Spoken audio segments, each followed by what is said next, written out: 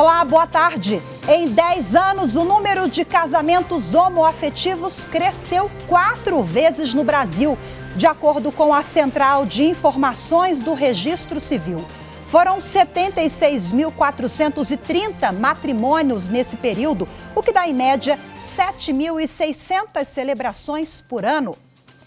Eu sou Rafaela Vivas e no Dia Internacional contra a Homofobia, Transfobia e Bifobia, o Jornal da Justiça traz essa notícia e outras que você confere agora nos destaques do dia. Operação Lava Jato. Ministro Dias Toffoli do Supremo Tribunal Federal concede habeas corpus ao ex-procurador do Rio de Janeiro, Renan Miguel Saad. Tribunal Superior Eleitoral caça registro do deputado federal Deltan Dallagnol.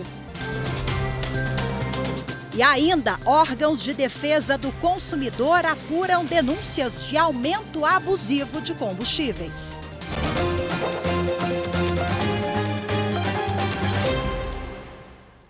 O plenário do Tribunal Superior Eleitoral cassou o registro de candidatura de Deltan Dallagnol, eleito deputado federal pelo Paraná no ano passado. As informações com Guilherme Glória. Por unanimidade, os ministros do TSE atenderam à ação do Partido da Mobilização Nacional, o PMN, que afirmava que Deltan Dallagnol não poderia ter concorrido nas eleições de 2022 em razão da lei da ficha limpa.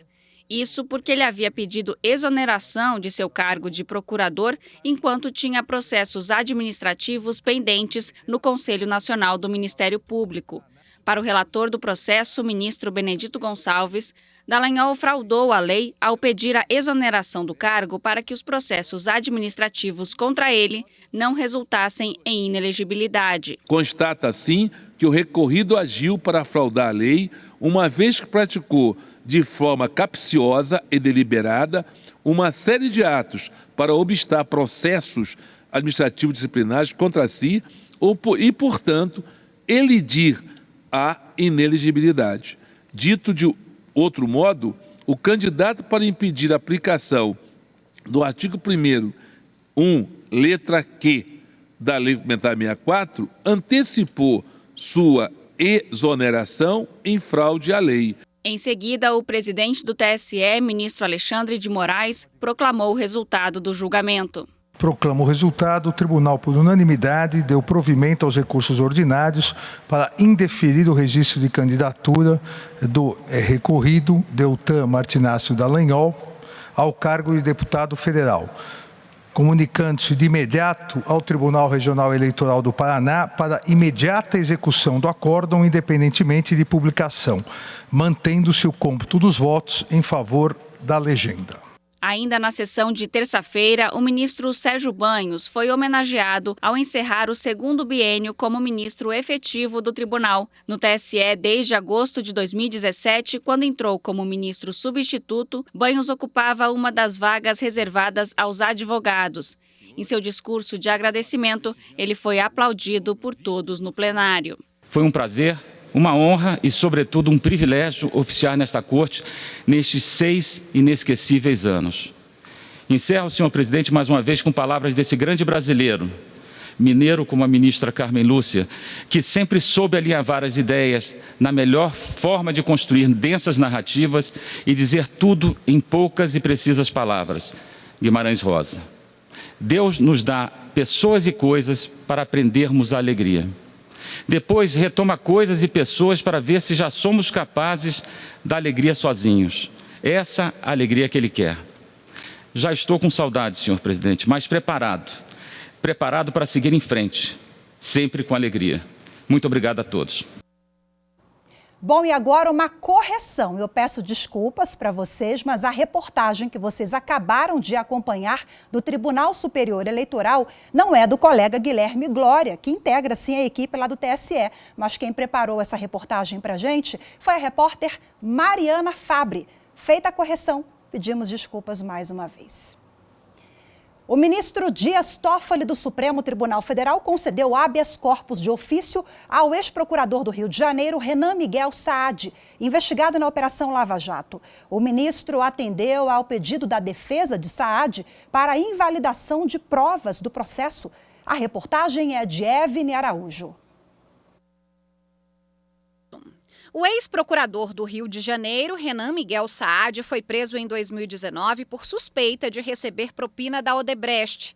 Segundo investigações da Operação Lava Jato, Saad teria recebido quase R$1,5 milhão da construtora para autorizar mudanças no trajeto da linha 4 do metrô na capital fluminense. No pedido de habeas corpus no Supremo Tribunal Federal, a defesa do ex-procurador pediu que as provas da investigação fossem consideradas inválidas. Os advogados pediram a extinção dos efeitos da decisão, que declarou a invalidade de evidências obtidas pelo sistema DROUSES, apresentado no acordo de leniência da Odebrecht. O caso foi analisado pelo ministro Dias Toffoli, que assumiu na semana passada processos da segunda turma.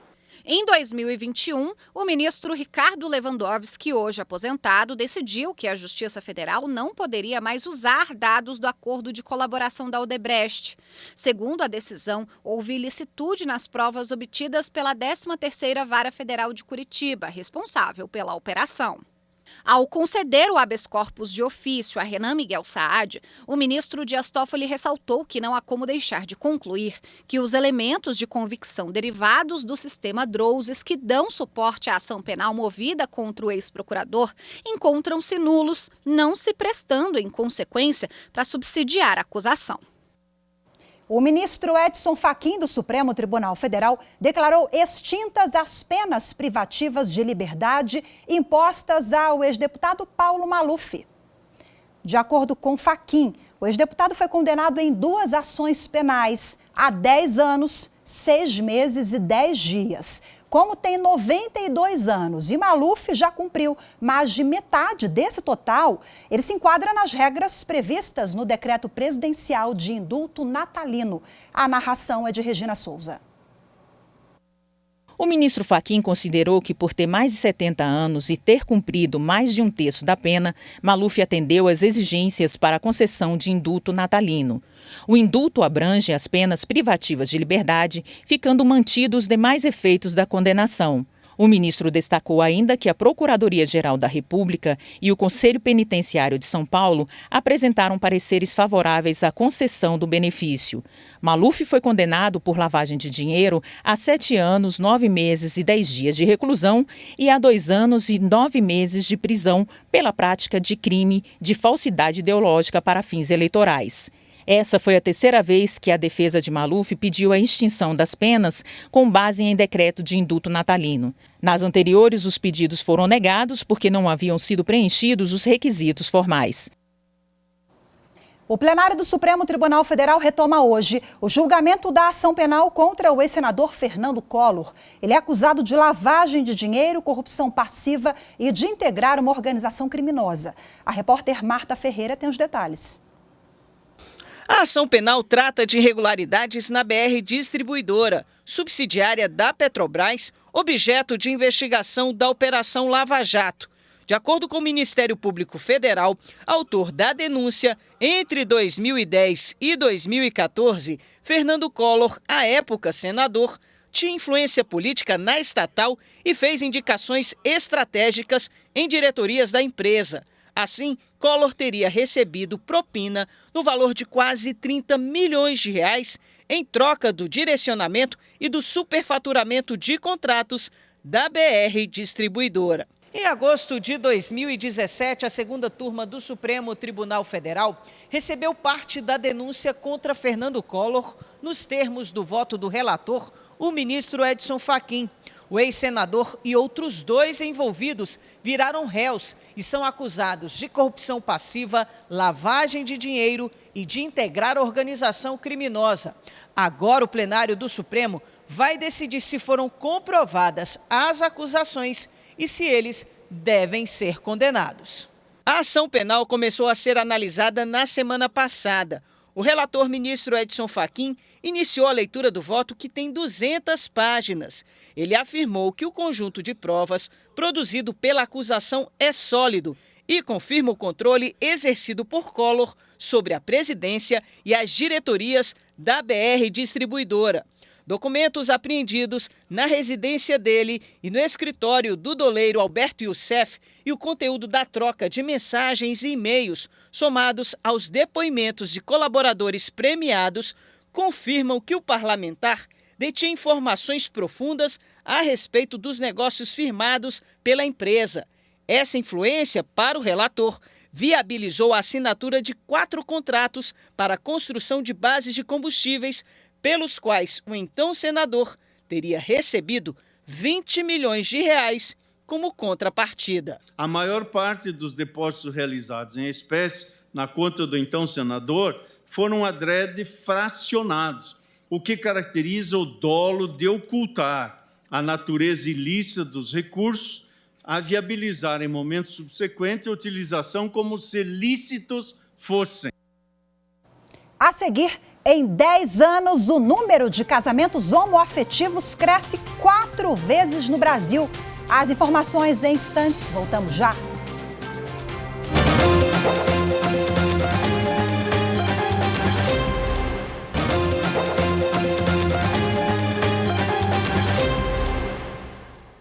Em 10 anos, o número de casamentos homoafetivos cresceu 4 vezes no Brasil, de acordo com a Central de Informações do Registro Civil. Foram 76.430 matrimônios nesse período, o que dá, em média, 7.600 celebrações por ano. Em Maceió, Alagoas, a Justiça Itinerante do Estado realizou o casamento coletivo, que contou com a presença de casais do mesmo sexo. Mais que uma cerimônia, a celebração representou a realização do sonho de muitos noivos e noivas. Acompanhe na reportagem de Lídia Lemos. Foi com o Teatro Deodoro lotado que mais de 300 casais homoafetivos e heterossexuais oficializaram a união em um casamento coletivo promovido pelo Centro de Acolhimento Ezequias Rocha Rego, o CAER, em parceria com o Poder Judiciário de Alagoas. Aceitam os mesmos de livre e espontânea vontade? Quinô e Eduardo estão realizando o sonho de se casar, depois de 5 anos morando juntos, num relacionamento que já teve muitas idas e vindas. A gente teve um relacionamento no passado que não deu certo, né? Por motivos fúteis, coisa de adolescente. Aí, depois de 4 anos, a gente se reencontrou de novo. Foi daí que tudo começou. Aí, no total, hoje já fazem 5 anos. O casamento foi celebrado pelo juiz André Geda, coordenador do projeto Justiça Itinerante, e marca a 7ª edição do evento promovido pelo CAER. O casamento coletivo ele tem 2 finalidades, né? Primeiro, justamente convalidar nessa união. Muitos desses casais já convivem em união estável, né? Aproveita a oportunidade para justamente regularizar essa situação. No segundo contexto, seria a preservação de uma das maiores instituições, que é justamente a família.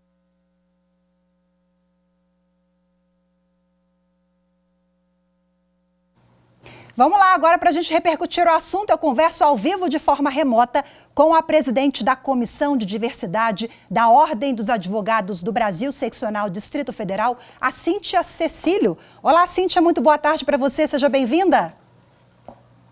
Boa tarde, obrigada. Cíntia, esse casamento que a gente acompanhou na reportagem, o casamento coletivo, se a gente for pensar em 2 décadas atrás, casamento coletivo entre casais homoafetivos, isso não existia no Brasil, né? Então é tempo de celebração, é tempo de relembrar os avanços que nós tivemos nos últimos anos, né? E quero começar aqui com uma decisão lá atrás que abre caminhos para o Brasil de 2023, a decisão do Supremo Tribunal Federal de 2011, depois tivemos a resolução do CNJ. Eu queria que você fizesse um apanhado aí sobre esses principais julgados e o avanço que tivemos até aqui de direitos e garantias. É verdade, nos últimos 10 anos a gente teve aí um avanço significativo. Eu me sinto feliz de fazer parte dessa estatística, No ano passado, em novembro, eu realizei o meu casamento com a minha esposa, então tive essa oportunidade, porque lá atrás, né, o STF teve uma decisão que modificou a vida das famílias homoafetivas, né, a partir do reconhecimento da união estável, posteriormente o casamento, né, feito diretamente no cartório, reconhece essa família e traz para essa família os direitos conforme eles já são, né, já existem para as famílias heteroafetivas, né, então são diversos direitos, desde dos direitos do casamento e da união estável, quanto pensão alimentícia, né, o divórcio feito de forma menos sofrida, né, daquele casal que não era nem reconhecido, no guarda de crianças, adoção, tudo isso evoluiu nos últimos 10 anos a partir dessa decisão do STF. E aí, Cíntia, a gente vê também o empoderamento dos casais. Os números revelam isso também na sua avaliação, além, é claro, dos direitos e garantias conquistados no Poder Judiciário, porque o número cresceu 4 vezes no Brasil nos últimos 10 anos.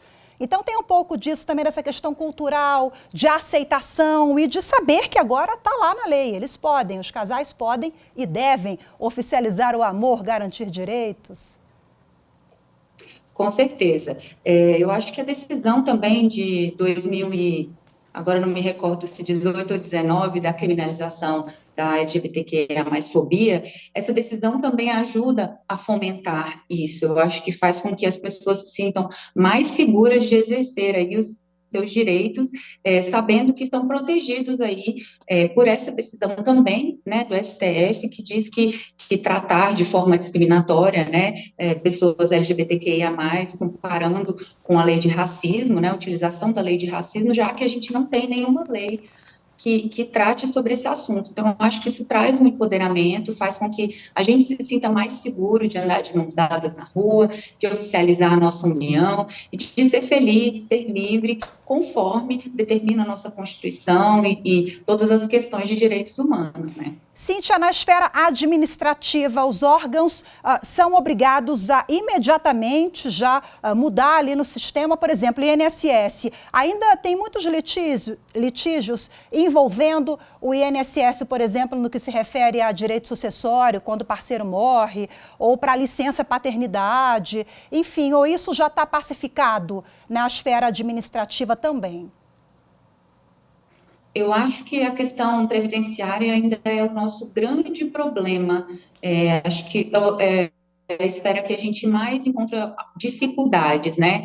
A gente verifica ainda algumas dificuldades porque o nosso direito ele é binário, né? Ele trata sempre de licença maternidade, é tudo definido ali entre as questões do gênero masculino e feminino, e a gente fica, às vezes, com um pouco de dificuldade de encaixar, por exemplo, a mãe não gestante de um casal homoafetivo de 2 mulheres, essa mãe que não gesta, mas também é mãe, ela tem ou não tem direito à licença maternidade, um casal de 2 pais, né, que tem aí um filho, ele como é que fica essa licença maternidade, né, que está ali escrita como licença maternidade, ainda é preciso judicializar para conseguir esse direito. E algumas questões aí, como pensão, no caso, o casamento e a união estável, que já estão oficializados, que você tem ali o documento, isso é reconhecido ainda de forma bem tranquila e sem problemas. Mas Cíntia, aí, quando não se tem essa decisão, é preciso reconhecer primeiro. Para a gente finalizar aqui rapidinho, que até já estourei o tempo, hoje eu não posso deixar de te perguntar isso,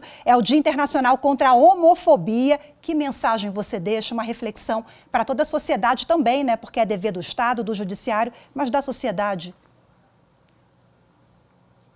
Eu acho importante a gente lembrar um dado que saiu essa semana do dossiê que fala sobre violência contra as pessoas LGBTQIA+, que no Brasil, a cada 32 horas, uma pessoa LGBTQIA+, é assassinada. Nós ainda somos o Brasil que mais mata pessoas LGBTQIA+, então é importante para a gente diminuir esses dados, diminuir o preconceito, que todos colaborem. Então, a pessoa que não é LGBTQIA+, que também proteja, que também denuncie, que assim a gente converse mais sobre esses assuntos e a gente tem aí um país menos preconceituoso né, e a gente possa exercer o nosso de forma livre. Perfeito, Cíntia, para a gente finalizar, muito obrigada pela reflexão, pelas orientações todas, viu? Parabéns pelo seu trabalho aí à frente da Comissão de Diversidade da OAB-DF. Boa tarde, até a próxima. Boa tarde, eu que agradeço a oportunidade. A seguir, um dia após anúncio de mudanças nas regras de preço pela Petrobras, órgãos de defesa do consumidor estão de olho nos preços praticados nas bombas. As informações em instantes, voltamos já.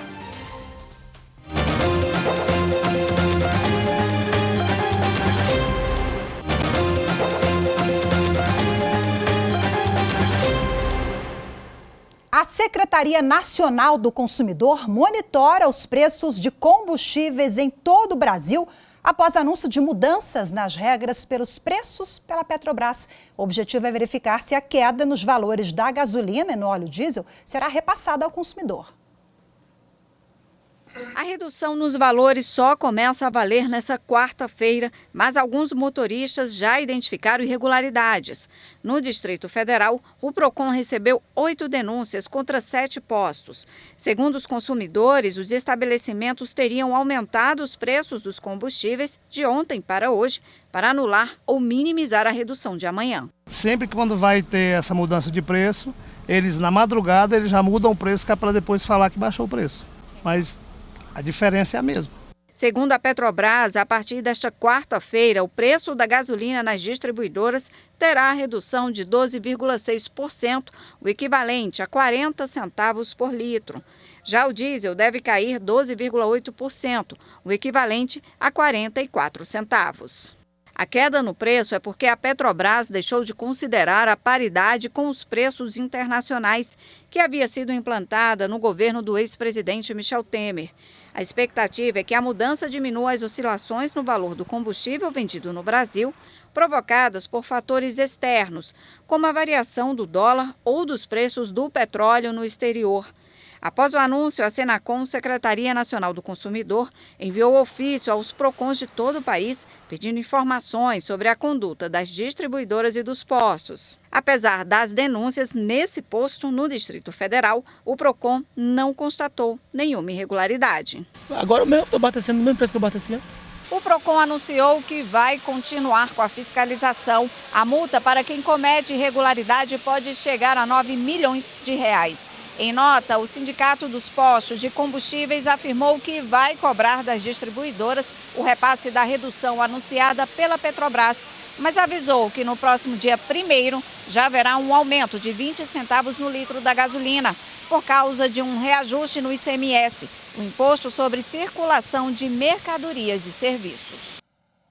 E com o objetivo de combater casos de assédio eleitoral nos locais de trabalho, o presidente do Tribunal Superior Eleitoral assinou nesta terça-feira um acordo de cooperação técnica com o Ministério Público do Trabalho. A reportagem é de Carol Lasno e narração de Fábio Ruas. Durante as eleições de 2022, os casos de assédio eleitoral no ambiente de trabalho aumentaram.